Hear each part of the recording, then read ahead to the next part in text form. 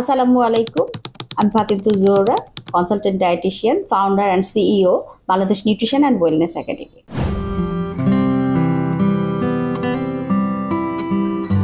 আপনারা প্রায়ই অনেক কোয়েশ্চেন করেন, আসলে কোয়েশ্চেনের আনসারগুলো ওইভাবে দেওয়ার সুযোগ হয়ে ওঠে না। তো আজকে যেহেতু রমাজান উপলক্ষে আপনাদেরকে রমাদানের বিভিন্ন প্রশ্ন উত্তর আমি দিব। তো এখানে একটা কমন কোয়েশ্চেন ছিল এরকম, যারা সিনিয়র সিটিজেন তারা প্রায়ই করেন যে রমজান মাসে প্রচন্ড পেট ফাঁপা ফাঁপা ভাব, ঠিক মতো রোজা রাখা যাচ্ছে না এবং স্টুলটা ক্লিয়ার হচ্ছে না, খুব কনস্টিপেশনের সমস্যা হচ্ছে। তো তারা কিভাবে রোজা রাখবে? তাদের ক্ষেত্রে আমার পরামর্শ, কোন ধরনের কনস্টিপেশন আগে চিহ্নিত করতে হবে। যদি আপনার এমন হয় যে এটা জেনেটিক্যাল কনস্টিপেশন, সেক্ষেত্রে যে যে খাবারে আপনার বেশি কনস্টিপেশন হয় সেগুলো আগে প্রথম থেকে নোট ডাউন করে রাখবেন, সেগুলো রমজানে একদমই খাবেন না। আর যদি আপনার এমন হয় যে শুধু রমজানের ক্ষেত্রে কনস্টিপেশনটা হচ্ছে, সেক্ষেত্রে আপনি নিশ্চয়ই ইফতারিতে ভাজা পোড়া খাচ্ছেন এবং সেহরিতে প্রচুর পরিমাণে প্রোটিন জাতীয় খাবার খাচ্ছেন, অর্থাৎ গরুর মাংস বা মাংস জাতীয় স্পাইসি খাবার খাচ্ছেন। সেই খাবারগুলো একটু কমিয়ে দিতে হবে বা পরিহার করতে হবে।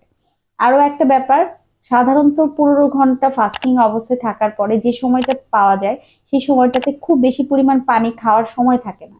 সেক্ষেত্রে পানির সময়টার জন্য আপনারা আপনার মোবাইলে অ্যালার্ম সেট করে রাখতে পারেন যে আধা ঘন্টা পর পর আপনি হাফ মগ করে পানি খাবেন। তাহলে কিন্তু আপনার প্রপার হাইড্রেশনটা হবে। এছাড়া খাবার হিসেবে একটু পানি জাতীয় খাবারগুলোকে চুজ করে নেবেন। যেহেতু বয়স হয়েছে, সেহেতু সহজপাচ্য খাবারগুলো বেশি খেতে হবে। সেক্ষেত্রে আপনি চিকেন স্টু, স্যুপ, এই জাতীয় খাবারগুলোকে খাদ্য তালিকায় প্রায়োরিটি দিবেন। নরম খিচুড়ি যেন আপনার থাকে, খুব বেশি স্পাইসি খাবার যেন না থাকে। এছাড়া কিছু কিছু খাবার আছে যেমন ঢেঁড়স, এই খাবারটা কিন্তু কনস্টিপেশনকে দূর করে।